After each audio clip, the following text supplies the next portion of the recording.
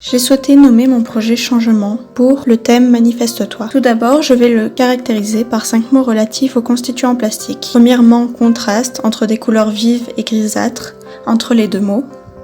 Polychrome, car on peut voir toutes les couleurs de l'arc-en-ciel ainsi que certaines non-couleurs, comme le blanc et le noir. Un cadrage serré, un cadre qui ne se pose que sur le bas du visage et la feuille tenue, afin de concentrer le spectateur sur seulement ce projet. Des lignes dures, car on peut voir que des lignes droites noires sont placées pour chaque lettre. Centré, l'écriture se trouve au centre de la photo pour la mettre en avant, ainsi que la pancarte. En quoi peut-on dire que votre production exprime plastiquement ce que vous ressentez ? J'ai souhaité créer un contraste entre les deux mots, réalité et brisé, car une certaine réalité a disparu, celle de l'extérieur, mais pour en créer une autre, qui est simplement différente. Briser se détruit, comme pour illustrer son sens, mais aussi pour dire que le fait de briser disparaît, car une réalité différente prend place. D'ailleurs, les deux mots sont écrits d'une manière géométrique et épaisse pour exprimer la stabilité et l'idée ferme que l'on a de notre réalité.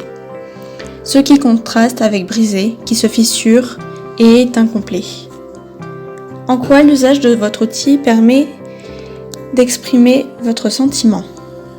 J'ai décidé d'utiliser des crayons de couleur, ce qui m'a permis d'avoir différentes saturations et de pouvoir faire des dégradés de manière plus simple. Mais aussi, j'ai pu mettre du gris au-dessus des couleurs pour les rendre grisâtres et moins vives pour le deuxième mot. J'ai aussi utilisé un stylo de contour noir pour donner un aspect clair et défini à chacune des lettres. Quel rôle le support a-t-il joué dans votre réalisation ? Le support a pour but de se montrer comme quelque chose de commun, fragile mais flexible, ce qui permet de montrer que la réalité ne disparaît pas, mais changeante, comme la flexibilité de la feuille. Quel rôle pour les couleurs, celle du support et celle des lettres du mot ? J'ai utilisé un stylo noir pour les contours pour définir de manière ferme les côtés des lettres.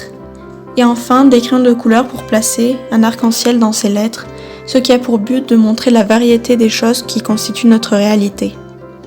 En bas de toutes ces lettres, composant le mot réalité, il y a du marron, ce qui permet de toutes les lier entre elles.